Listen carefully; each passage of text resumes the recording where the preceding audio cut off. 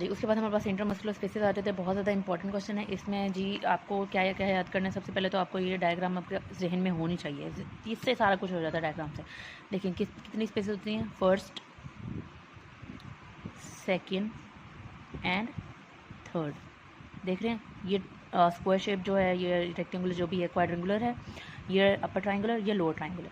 ठीक है, अब इसमें से देखें इसकी बाउंड्रीज क्या क्या है। देखिए सर्जिकल नेक आ रही है ह्यूमरस की, surgical neck of humerus, teres minor, और ये आ जाता है हमारे पास ट्राइसेप्स ब्रेकियाई, और ये टेरीज मेजर। इसकी बाउंड्रीज हो गई।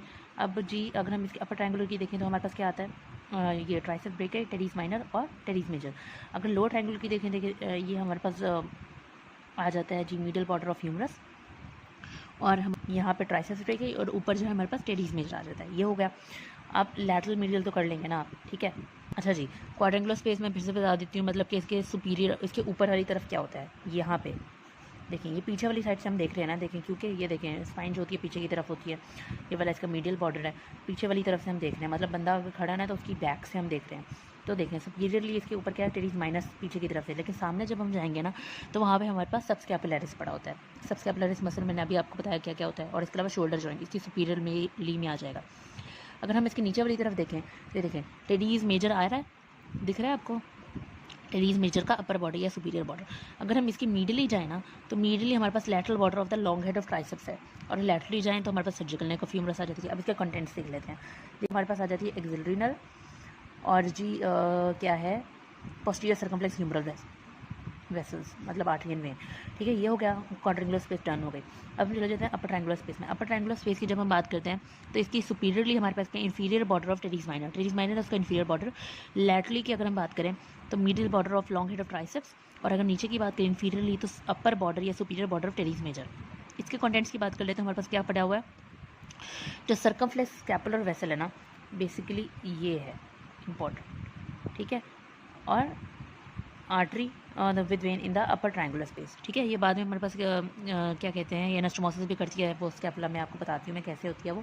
ठीक है, उसके बाद हम ये वाली भी डन हो गई। अब लोअर ट्रायंगुलर स्पेस की बात करते हैं। लोअर ट्रायंगुलर स्पेस में अब अगर हम इसकी बाउंड्रीज की बात करें तो मिडली जो होती है लॉन्ग हेड ट्राइसेप्स का लैटरल बॉर्डर, अगर हम यहाँ लैटरल की बात करें तो मिडिल बॉर्डर ऑफ ह्यूमरस, और अगर हम इसके ऊपर वाले की बात करें सुपीरियर, क्योंकि नीचे तो हमारे पास एपेक्स आ गया ना, तो सुपीरियर हमारे पास टेरीज मेजर का इंफीरियर बॉर्डर आ जाता है। ठीक है, इसके कंटेंट्स की बात करें तो हमारे पास आ जाते हैं रेडियल नर्व और profunda brachial vessel. Profunda brachial जो होती है ना वो आर्टरी, वो ब्रेकियल आर्टरी की ब्रांच होती है। ठीक है, बहुत इंपॉर्टेंट ब्रांच है वो भी। इसके अलावा ये जो प्रोफंडा ब्रेकियल और ब्रेकियल आर्टरीज जो होती हैं ये हमारे पास न्यूट्रिएंट आर्टरी दे रही होती हैं ह्यूमरस को। ठीक है, ये हमारे पास इंट्रामस्कुलर स्पेसेस डन हो गई। अच्छा जी, अब हम देख लेते हैं एक्सिलरी या सर्कमफ्लेक्स नर्व को। एक्सिलरी नर्व, और एक्सिलरी नर्व बेसिकली सबसे पहले तो आपको पता होना चाहिए हर हाल में किसको सप्लाई करती है, डेल्टॉइड को और जी टेरीज माइनर को, दो मसल को सप्लाई कर रही होती है, इसलिए इंपॉर्टेंट। डेल्टॉइड को सप्लाई करती है इसलिए बहुत ज़्यादा इंपॉर्टेंट है। अगर राउंडेड कंटोर जो होती है शोल्डर की वो चली जाएगी अगर हम डेल्टॉइड मसल को सप्लाई नहीं कर रही होगी। एक्सिलरी नर्व मतलब कि उसकी अगर पैरालिसिस हो जाए डेल्टॉइड मसल की तो बहुत ज़्यादा भाई मसला हो जाएगा। रेजिमेंटल बैच का भी मैंने आपको बताया। ठीक है, और एक्सिलरी नर्व जो होती है मतलब सर्जिकल नेक ऑफ ह्यूमरस से रिलेटेड होती है। मतलब अगर सर्जिकल नेक, अगर क्लिनिकल हो कोई इसके सर्जिकल नेक ऑफ ह्यूमरस को मसला हो गया है तो कौन सी नर्व डैमेज हो रही है, तो एक्सिलरी नर्व डैमेज हो रही है। एक मिनट, एक फोकस। ठीक है, अब एक्सिलरी नर्व जो होती है ये हमारे पास posterior cord of the brachial plexus, आप सबने ब्रेकियल प्लेक्सस मैंने भी पढ़ा दिया है, आपने पढ़ लिया होगा कहीं से भी। ब्रेकियल प्लेक्सस जो है उसकी पोस्टीरियर कॉर्ड से अराइज करती है। अब इसका कोर्स देख लेते हैं। ये हमारे पास क्वाड्रेंगुलर स्पेस से गुजर रही थी, हमने क्वाड्रेंगुलर स्पेस में अभी इसका कंटेंट पढ़ा था axillary nerve and the posterior circumflex humeral vessel. तो एक्सिलरी नर्व जो होती है क्वाड्रेंगुलर स्पेस से गुजरती है। इसकी एक्सिलरी आर्टरी की ना दो ब्रांचेज होती हैं, इंटीरियर और पोस्टीरियर। ठीक है, जो डेल्टॉइड और टेरीज माइनर को सप्लाई कर रही होती है ना, उन्हीं बेसिस पे है ये कि इसकी इंटीरियर पोस्टीरियर ब्रांचेज होती हैं, एक को सप्लाई करेगी, एक दूसरे को सप्लाई करेगी।